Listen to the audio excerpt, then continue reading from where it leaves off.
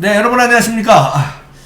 주말 잘 보내고 계십니까? 오늘은 이석우 평론가님 모시고 자유한국당 전당대회 후 전망하고 그다음에 이제 트럼프하고 김정은의 회담 결렬에 따른 우리의 자세가 좀 불안해졌습니다. 여기에 대해서도 얘기 나누도록 하겠습니다.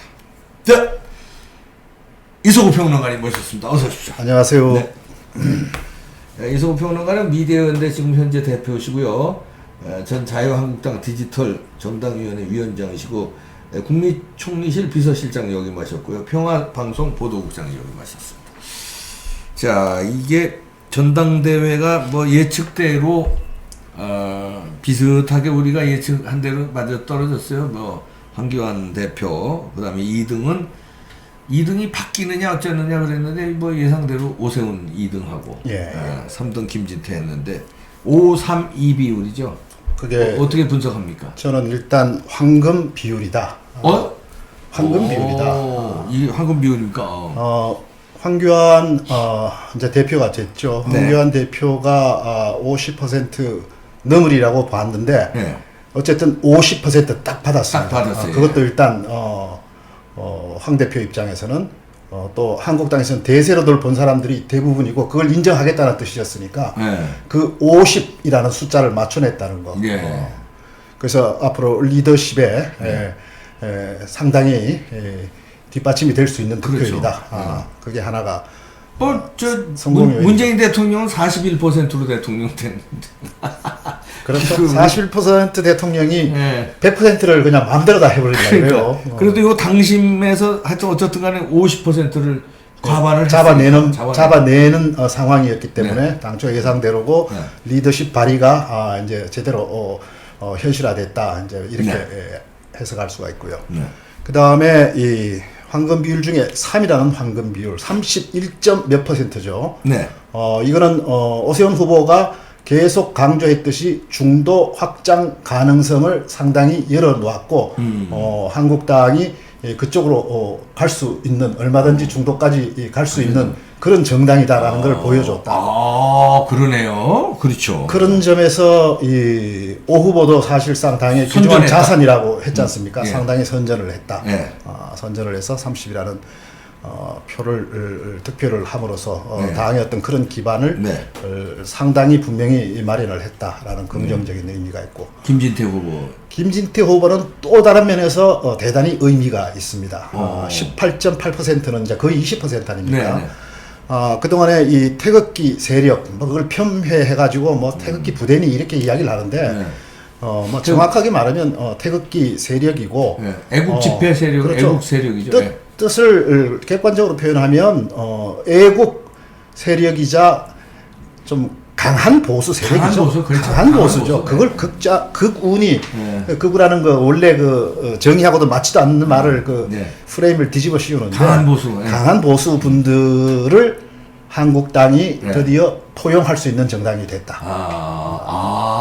포용할 수 있는. 그동안에 한국당은 거리를 뒀지 않습니까? 자꾸 쳐다보지도 않고 거기 나오는 거 이야기도 안 하고 그랬지 않습니까? 그러나 한국당 차원에서 한국당의 틀 안에 그거를 소화하는 계기가 됐다. 그것도 작은 숫자가 아니고 18.8%. 상당히 높은 숫자입니다. 그 면으로 볼 때. 그러네요. 그리고 앞으로도 아직 한국당에 많이 실망하는 강한 보수 세력들이 있지 않습니까? 그분들이 이제 또 한번 그러면 이제 좀 더 뭉쳐서 해볼까라는 그런 어떤 첫 스타트가 될 가능성이 높아졌다. 그런 점에서 한국당이 이 지평을 상당히 넓히는 그런 계기가 됐다고. 숫자가 다 작은 숫자가 아니고 충분히 의미 있는 숫자를 양쪽 다 받았다. 그래서 그런 평론가님 말씀 듣고 보니까 황금 비율이네, 진짜. 만약에 황교안 대표가 40%대 나왔으면 이거는 좀 그렇습니다. 리더십에 약간은 힘이 좀 빠지고. 좀 그럴 수가 있거든요. 근데 딱 50%를 맞춰냈습니다. 그래서 그것도 어떻게 보면 한국당의 안정적 리더십을 바라는 측면에서는 상당히 잘 됐다라는 3이라는 숫자도 대단히 큰 숫자입니다. 그렇죠. 그러니까 중도 확장, 그 다음에 강한 보수의 정당 포용의 어떤 가능성, 이거를 다 보여줬다. 이런 점에서 532가 상당히 황금 비율이다. 앞으로 확장 또 무한한 가능성을 가지고 있는 비율이다. 물론 이거 이제 앞으로 잘 해야 되겠죠. 그렇죠. 뭐 누구 혼자만 해서 되는 게 아니라 지금 그 안에 이제 여러 조금씩 생각을 달리하는 여러 세력들이 이제는 좀 모아서 전체를 모아서 일단은 이 문정권이 어쨌든 방향이 틀리다, 근본적으로 잘못됐다라는 국민 여론이 점점 확산되고 있지 않습니까? 네. 어쨌든 그걸 저지를 해내고 난 뒤에 그 다음에 좀 다른 생각에 대해서는 또 뭐 조정을 하든지 해야지. 지금 우선급한 나라 근본 바로잡는 거는 던져놓고 안에서만 그러면 안 되는데 이제는 좀 모아서 가야 된다. 네. 그런 점에서 전당대회장에 계셨나요? 예, 갔었습니다. 예. 그때 그 분위기가 뭐 나중에 전해 들은 얘기로는 막판에 네. 이게 당대표로 황교안 후보가 결정되고 김진태를 지지하는 쪽에서 약간의 잡음이 있었다 이런 얘기가 들리던데. 제가 제일 마지막 순간은 못 봤습니다. 그러시군요. 조금 있었습니까? 좋았고 그런데 막판에 그 잡음이 좀 있었다고 그러더라고요. 이제 단합이 잘 될까요? 뭐 또 그런 이야기들은 조금씩 계속 나오겠죠. 그러나 그 전체 틀 안에서 큰 굳이 뭐 다른 정당이나 다른 조직도 보면 그런 것들 조금씩 있잖아요. 근데 그거를 괜히 필요 이상으로 부각을 시키는 뭐 이런 측면도 있는 겁니다. 네. 뭐 그거 뭐 의뢰 그럴 수 있다라고 뭐 간단한 까십이나 하고 넘어가면 될 거를 굉장히 뭐 큰 거. 그러니까 언론도 지금 약간 보면 사실 합리적이지 않은 보도를 한 겁니다. 그 태극기 세력에 대해서 완전히 언론은 무시를 해버렸잖아요. 네, 그랬는데. 뭐 옛날 촛불 시위 세력보다도 훨씬 많은 인원이 나왔음에도 불구하고 아예 언급도 안 해버리고 이렇게 해버렸지 않습니까? 요즘에도 잘 보도 안 하잖아요. 요새도 잘 보도 안 하는데 김진태 후보로 해서 이제 이게 많이 증명이 된 거네. 당연하죠. 그런 그것도 작은 숫자가 아니다. 18점 몇 프로는 상당한 의미가 있다. 이런 그렇게 무시를 하고 아예 거론도 안 하다가 막상 저렇게 되고 나니까 지금은 또 찻잔 속의 태풍의 그침을 뭐 보여줬다. 뭐 언제 태풍이라고 말도 안 해줬잖아요. 네. 또 되고 나니까 이제 또 찻잔 속의 태풍임이 드러났다. 이런 식으로 또 부정적으로 묘사를 하는데, 물론 뭐 좀 강하게, 뭐 이분들이 뭐 그동안에 무슨 사고를 쳤습니까? 뭐 무슨 나쁜 짓을 했습니까? 아니지 않습니까? 그게 이제 좀 박근혜 대통령에 대한 그 애착이 너무 강하다 보니까 뭐 이제 그런 울분 나오고 하는 뭐 이런 것인데, 그거는 차차 하고 아마 이분들 이슈도 이제 문정권 뭐 비판하는 쪽으로 또는 하여튼 전반적인 말이 안 되는 이슈 쪽으로도 이제는 좀 확산시켜 나가는 그런 계기도 되지 않겠나. 그런 요건 어떻습니까? 그 김순례 최고위원이 됐잖아요. 네. 여기에 대해서 이제 그 진보 좌파라든가 이 정부 여당에서는 이제 이 공격의 빌미가 될 것 같아요. 이 사람 이거 예를 들어서 5.18로 문제가 있는데 이 사람이 최고위원 됐으니까 이제 빨리 징계 돌입해야 되느냐, 돌입해야 되지 않느냐 이런 얘기인데 징계를 해야 되나요?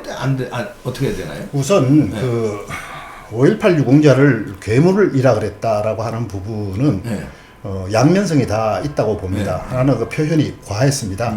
자칫 오해 소지도 있습니다. 그러나 그 본래 뜻은 유공자에 슬쩍 끼어탄, 유공자하고 관계도 없으면서 끼어탄 사람들을 그걸 지칭한 건데. 그걸 지칭한 거거든요. 그 의미는 있는 거예요. 그 의미는 그러니까 그걸 지칭한 건데 표현이 그렇게 나오니까 전체를 표명하는 것처럼 들릴 수도 있고 듣는 사람에 따라서. 근데 언론은 그렇게만 한 면만 몰아서 그냥 집중을 해버린 거죠. 전부 전 언론이 그러더라고요. 그래서 5.18 망언이라고 표현돼. 망언이라는 표현도 과다합니다. 그게 어떻게 망언입니까? 그렇게 말하면 안 되는 거죠. 뭐 5.18 논란이 가장 중립적인 표현입니다. 그렇죠, 논란. 그러면 어떻게 해야 됩니까? 이제 최고위원 제 당선됐는데. 생각에는 징계위원회 가나요? 어떻게 되나요? 아니 윤리위원회에서 결정을 일단 이제 해야 유보를 되겠죠. 했는데 선거 때문에 끝났으니까 어떻게 되나요? 결론을 해야 되겠죠. 제 생각에는 어쨌든 한나라당 안의 행사였고 또 그 말에 아까 말씀대로 본질을 완전히 바꾼 건 아니지 않습니까? 5.18 자체가 문제다. 그게 무슨 그게 괴물이라는 얘기는 아니에요. 5.18 유공자 전체가 괴물이라는 이런 말은 그 취지는 그게 아닌 거거든요. 그런데에도 불구하고 좀 오해의 소지가 있을 수 있는 표현을 썼다라는 부분에 대해서는 그거 가지고 뭐 당적까지 뭐 이렇게 뺏고 하겠나라는 생각을 저는 해봅니다. 뭐 경고나 주의나 뭐 이렇게 주지 않을까라고 저는 개인적으로 봅니다. 왜냐하면 한국당 요번에 당원들이 어쨌든 그 3위로 최고위원 3위로 선출을 했거든요. 당심은 뭐 최고위원으로 뽑아준 거니까 상당한 표를 얻었습니다. 그래서 그 당심도 생각을 하려면 그 표를 다 어떻게 보면은 만약에 당적 뺏는다면 그 표를 다 사표화시키는 거니까 그것도 아니고 혹시 안 됐다면 그러니까 저 밑에 뭐 하위로 갔다면은 뭐 또 모르는데 3위라는 상당히 여성으로서 의미 있는 숫자이기 때문에 뭐 저 탈당까지 시키겠나라는 생각을 개인적으로는 해봅니다. 개인적으로 뭐 모르죠 이제 그것도 윤리위원들이 또 뭐 어떤 측면들을 더 다루게 될지는 모르겠습니다만은. 예. 그러면 이번에 자유한국당 전당대회 이제 결과가 이렇게 나왔는데 얻은 것과 잃은 것을 한번 분석해 주신다면 일단 얻은 것은 황금 비율 말고 또 황금 비율에 얻은 것이 사실 그 부분입니다. 그게 제일 큰 겁니다. 5와 3과 2의 숫자의 의미가 다 굉장히 중요한 의미를 다 함축하고 있다. 그게 얻은 것이고, 뭐 그거 한마디죠. 그러니까 5와 3과 2의 의미가 그렇죠. 하나하나 각각 다 얻은 것이다. 그렇지 않습니까? 추스릴 수 있다. 리더십 부분, 그 다음에 중도 확장 부분, 그 다음에 강성 보수인 분들을 끌어안을 수 있는 부분, 그 하나하나가 다 큰 거고 다 얻은 겁니다. 잃은 것은 또 어떻게 판단할 수 있습니까? 잃은 것이라면 약간 역설적인 표현입니다. 제가 이보 전진을 위한 일보 후퇴. 후퇴된 거는 황교안 후보의 득표율이 당초에는 한 60%도 되지 않겠느냐라는 대세론 했으니까 그랬는데 물론 60%면 리더십이 좀 더 확고했겠죠. 조금 더. 그러나 50%나 60%나 하기 나름이고 이러기 때문에 무슨 데미지가 있는 건 아니지만 당초 황교안 후보의 예상 지지율보다는 조금 낮게 나왔다. 그게 뭐 이런 거라면 이런 거다라는 역설적인 이야기를 제가 좀 해보는 겁니다. 해보는 거고 그래서 앞으로 이 부분은 그 다음에 또 하나 이 역설적으로 말씀드리면 이런 거는 크게 말하면 그거 하나 정도로 옵니다. 왜냐하면 이게 또 긍정적인 측면에서 아까 그 부분을 덧붙여 보자면 여성 의원들이 일약 요번에 청년까지 포함하면 지금 6명 중에서 8명 중에서 4명이 여성입니다. 최고위원단. 한 명 아직 남았는데. 선전한 거네요, 여성. 그래서 여성들이 많이 진출했다는 측면 하나 있고. 그 다음에 당초 미북 정상회담 때문에 흥행이 안 되리라고 봤지 않습니까? 그런데 흥행이 된 거죠.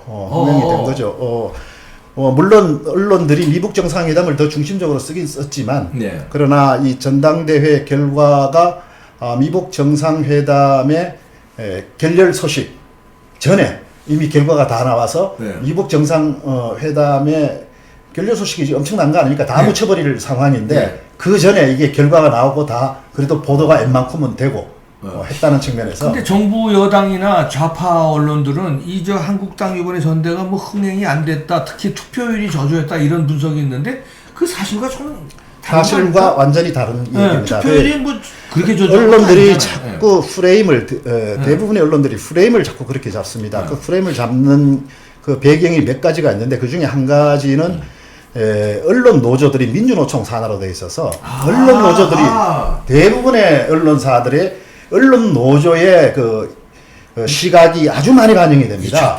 좌파 성향이 있구나. 이게. 그러니까 그분들이 그 기자들이 의식하든 안 하든 간에 어쨌든 이 좌경 시각으로 지금 한국당이든 우리 사회를 보는 게 굉장히 강하다 기본적으로. 그게 지금 그래서 이 노조 문제는 아마 황교안 대표가 문정권의 폭정에 대해서 전면 투쟁하겠다고 선언을 했으니까 이제 그 부분도 분명히 다뤄질 겁니다. 그래서 그런 배경이 하나가 있고요. 그 다음에 그 중에 또 하나가 제가 여기서도 말씀드렸는데 드루킹 댓글이 여론 조작한 것이 아직도 내리에 담겨 있어서 기자들조차도 무의식 중에 옛날에 그게 전부 가짜였는데 엉터리 지어낸 이야기인데 무의식에 그게 사실로 인식이 돼 있는 가운데 이 사안을 바라보기 때문에 그런 보도들이 이어진다. 투표율. 왜냐하면 투표율을 정확하게 딱 분석하면 투표율이 낮다. 라고 흥행이 안 됐다라고 쓸 수가 없습니다. 팩트가 정확하게 나왔습니다. 한번 그럼에도 불구하고 얘기해 주세요. 팩트를 제가 말씀드릴게요. 네.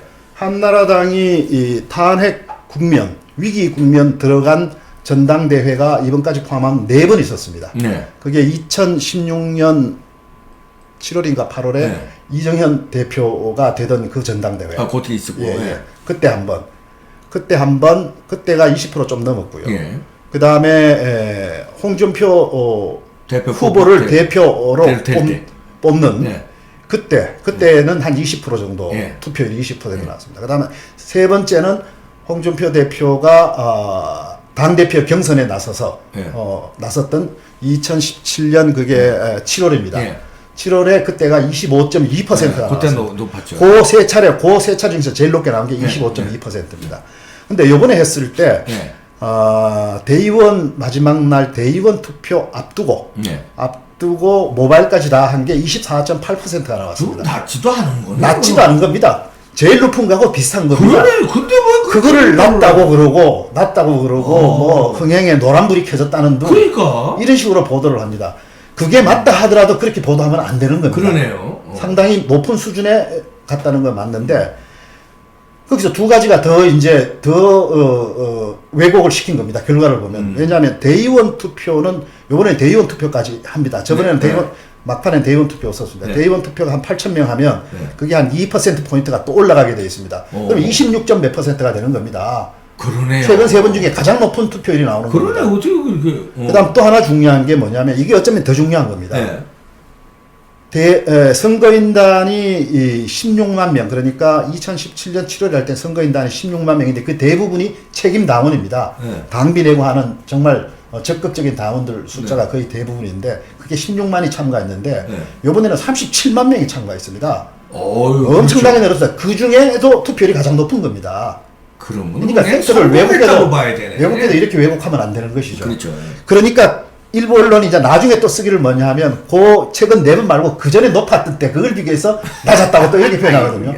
그거는 비교 잣대가 다른 것이죠. 그렇지. 최근 탄핵과 그 어떤 후유증이 있는 가운데의 대회를 놓고 비교를 해야 맞는 것이지. 그렇죠. 옛날에 상황이 다른 거를 갖다 놓고 좋을 때 거를 놓고 비교하는 거는 그러니까 좀 하여튼 기본적으로 이거를 깎아내려야 되겠는데라는 전제를 가지고 하는데 그 전제는 아까 말한 두 가지 원인 때문에 그렇다.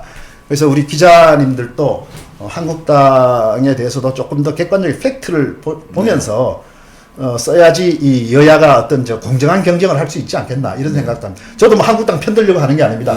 그냥 팩트를 정확하게 그렇죠. 때 그렇다는 이야기입니다. 이제 한국당이 이제 앞으로가 문제인데 여러 가지 이제 복병이 도사리고 있어요. 이제 우선은 이제 황교안 후보가 이제 전당대회 과정에서 후보로서 말한 거 있잖아요. 네.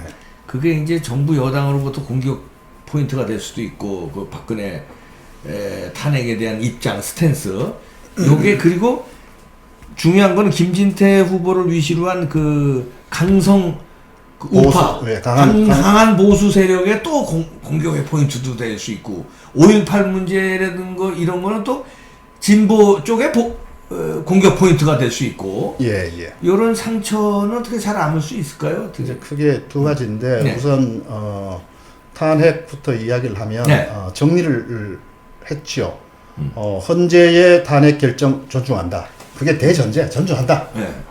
근데 이제 어쨌든 또 당내에는 그걸 너무나 이게 잘못됐다. 죄가 없는데 왜 그랬냐. 그분들 목소리에 대해서도 답을 하지 않을 수 없지 않습니까? 그리고 사실인 측면에서도 좀 있습니다. 절차의 문제는 보인다. 그러나 그게 전체를 부정하는 말이 아니고 뭐 재판하는 여러 측면들 보면 절차의 문제가 있는 부분이 보인다. 있다. 그거는 이제 거기에 대한 답은 한 거죠. 한 거니까 앞으로 그 부분을 계속 공격을 하더라도 그건 똑같은 것이죠. 뭐 예를 들면 절차에 문제가 있다는 측면이 나중에 뭐 결론이 나더라도 그건 일단 한번 지나가 버린 거기 때문에 헌재 결정을 그거 갖고 탄핵을 되돌릴 수는 없는 거고 남은 거라면 이제 재판 지금 1심, 2심 재판 진행 중이지 않습니까?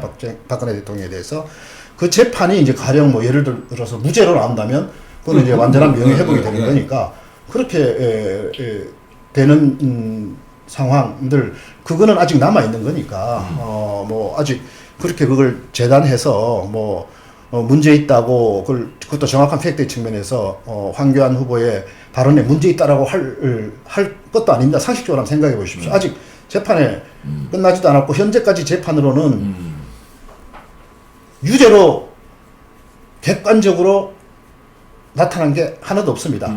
굳이 있다면 뭐 권한 남용, 뭐 삼성에다가 뭐 돈 해라. 그건 뒤집어 씌운 겁니다. 보면 삼성이 대통령 말 듣고 한 게 아닙니다. 그렇죠. 대통령 말 듣고 있으면 일사천리로 진행돼야 되는데 중간에 뭐 그냥 안 하려고 그러고 저쪽 계산하고 그건 대통령이 그걸 그렇게 하라고 하지 않았다는 역증명인 겁니다. 그 다음에 뭐 또 하나가 국정원의 그 특활비, 특수활동비 받았다는 거. 그거는 역대 대통령들의 일종의 관행이었습니다. 그러면 그건 전체 제도로서의 문제. 국정원 특활비를 어떻게 사용해? 제도로서의 문제로 다뤄야지. 그걸 유독 특정 대통령한테만 그걸 뒤집어 씌워가지고 그걸 징역형을 줍니까? 다른 대통령들도 다 했는데 그럼. 그리고 그 특활비를 또 대통령이 개인적으로 썼느냐? 개인적으로 쓴 게 하나도 없거든요.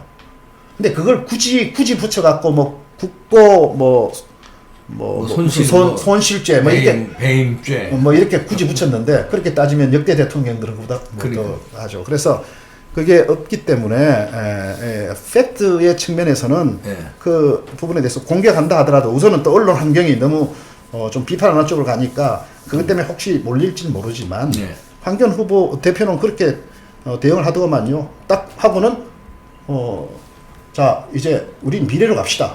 거기에 대해서 더 이상 왈가왈부 언급을 하지 않는 겁니다. 앞으로 큰 상처는 없을 것이다 이렇게. 저는 그래 봅니다. 그렇게 봅니다. 그럼 잘 마무리 이쪽 황교안 체제로 5.18 부분도 오해 좀 전체인 것처럼 그분이 의도한 건 아니지만 그분들이 의도한 건 아니지만 전체로 꼭 의도한 건 아니지만 오해된 부분들은 그건 오해는 풀고 그것도 분명히 이야기했지 않습니까? 5.18 정신은 역사적으로 평가가 된 거다라고 그건 황 대표가 이야기를 했지 않습니까? 했고 그러나 거기에 다른 요소들이 있다. 어떤 무슨 혁명이 됐든 운동이 됐든 또 어떤 세상사 일은 조금씩 부정적인 부작용 측면이 없는 게 있습니까? 세상사 일에 뭐 그런 식의 부분적인 일들에서는 규명할 수 있으면 뭐 하는 거고요. 왜냐하면 그 5.13 진상규명특별법인데 그 다 나와 있습니다. 북한군 개입 여부 조사하자고 여야가 합의한 그게 다 나와 있습니다. 나와 있고 다 나와 있으니까 뭐 구구하게 이야기할 거 없고 전체적으로는 오해의 소지를 줬기 때문에 사과하는 거고 대국민 사과하는 거고 그 다음에는 차분하게 거기에 국회 여야가 합의한 법에 따라서 차분하게 진상규명하면 되는 겁니다. 그렇게 하면 되는 것이죠. 알겠습니다.